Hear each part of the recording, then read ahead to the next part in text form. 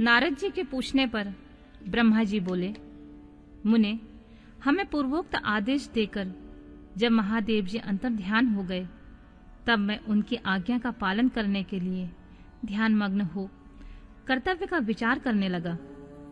उस समय भगवान शंकर को नमस्कार करके श्री हरि से ज्ञान पाकर परमानंद को प्राप्त हो मैंने सृष्टि करने का निश्चय किया।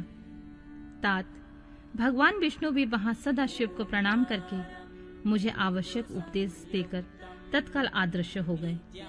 वे ब्रह्मांड से बाहर जाकर भगवान शिव की कृपा प्राप्त करके बैकुंठ धाम में जा पहुंचे और सदा वहीं रहने लगे।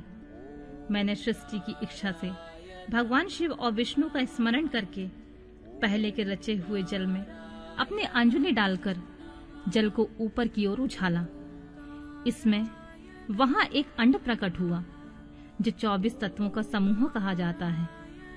विप्रवर, वह विराट आकार वाला अंड जड़ रूप ही था। उसमें चेतनता न देखकर मुझे बड़ा संशय हुआ और मैं अत्यंत कठोर तप करने लगा। 12 वर्षों तक भगवान विष्णु के चिंतन में लगा रहा।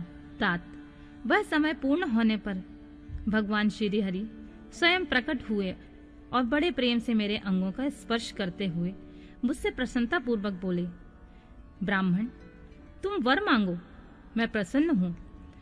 मुझे तुम्हारे लिए कुछ अदेय नहीं है।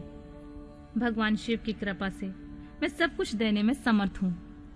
ब्रह्मा बोले, महाभाग, आपने जो मुझ पर कृपा की है वह सर्वथा उचित है, क्योंकि भगवान शंकर ने मुझे आपके हाथों में सौंप दिया है।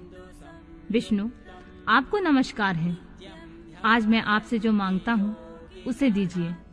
प्रभु, वह विराट रूप 24 तत्वों से बना हुआ अंड किसी तरह चेतन नहीं हो रहा है, जड़ीभूत दिखाई देता है। हरे, उस समय भगवान शिव की कृपा से आप यहाँ प्रकट हुए हैं, अतः शंकर के सृष्टि शक्ति या विभूति से प्राप्त हुए इस अंड में चेतनता लाइए। मेरे ऐसा कहने पर शिव की आज्ञा में तत्पर रहने वाले महाविष्णु ने अनंत रूप का आश्रय ले उस अंड में प्रवेश किया। उस समय उन परम पुरुष के सहस्त्रों मस्तक, सहस्त्रों नेत्र और सहस्त्रों पैर थे। उन्होंने भूमि को सब ओर से घेरकर उस अंड को व्याप्त कर लिया। मेरे द्वारा भली भांति स्तुति की जाने पर श्री विष्णु ने उस अंड में प्रवेश किया। तब वह 24 तत्वों का विकार रूप अंड सचेतन हो गया। पाताल से लेकर सत्यलोक तक की अवधि वाले उस अंड के रूप में वहां साक्षात श्री हरि विराजने लगे। उस विराट अंड में व्यापक होने से वे प्रभु बैराज पुरुष कहलाए। पज्यमुख महादेव ने केवल अपने रहने के लिए सुरभ में कैलाश नगर का निर्माण किया, जो सब लोगों से ऊपर सुशोभित होता है। देवर्षि, संपूर्ण ब्रह्मांड का नाश हो जाने पर वैकुंठ और कैलाश, इन दोनों धामों का कभी नाश नहीं होता है। मुनि श्रेष्ठ, मैं सत्यलोक का आश्रय लेकर रहता हूँ। तात महादेव जी की आज्ञा से मुझ में सृष्टि रचने की इच्छा उत्पन्न हुई है। बेटा, जब मैं सृष्टि की इच्छा से चिंतन करने लगा, उस समय पहले मुझ में अनजान में ही पापपूर्ण तमोगुणी सृष्टि का प्रादुर्भाव हुआ, जिसे अविद्या पज्जक अथवा पज्ज परवा अविद्या कहते हैं। तत्पश्चात प्रसन्नचित होकर शंभु की आज्ञा से मैं पुनः अनासक्त भाव से सृष्टि का चिंतन करने लगा।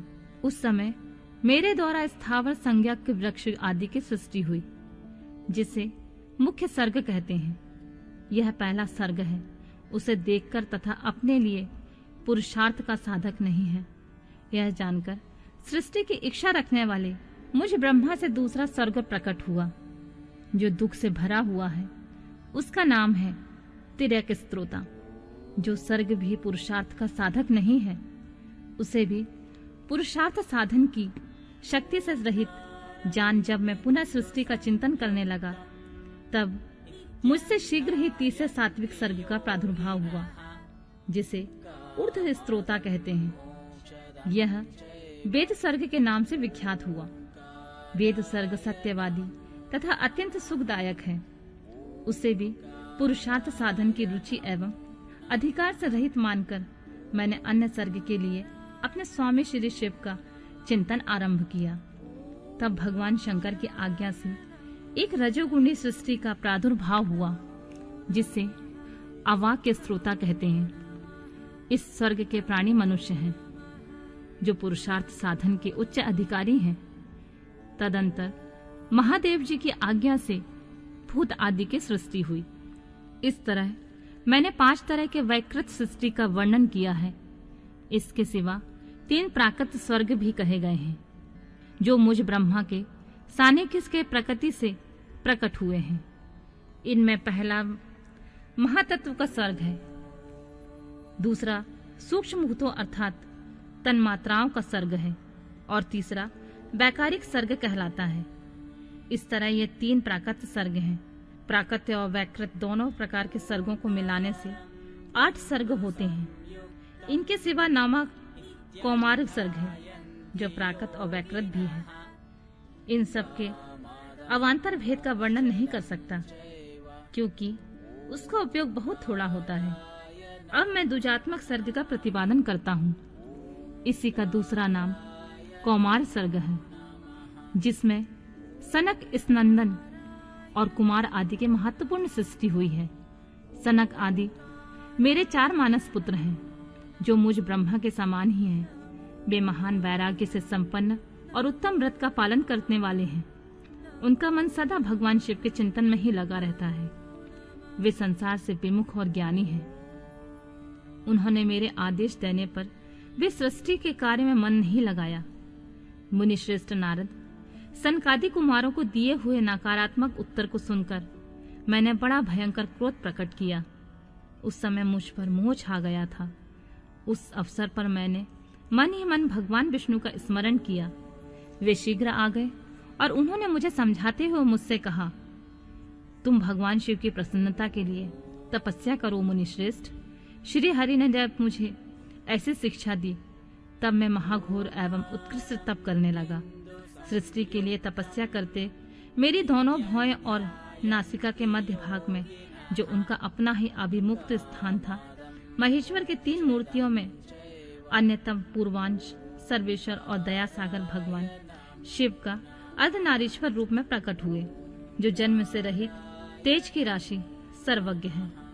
उन नील लोलित नामधारी साक्षात उमा बल्लभ शंकर के सामने देखकर बड़ी भक्ति से मस्तक झुकाकर उनकी स्तुति करके मैं बड़ा प्रसन्न हुआ। उन देव देवेश्वर से बोला, प्रभु आप भांति भांति के जीवों की सृष्टि कीजिए।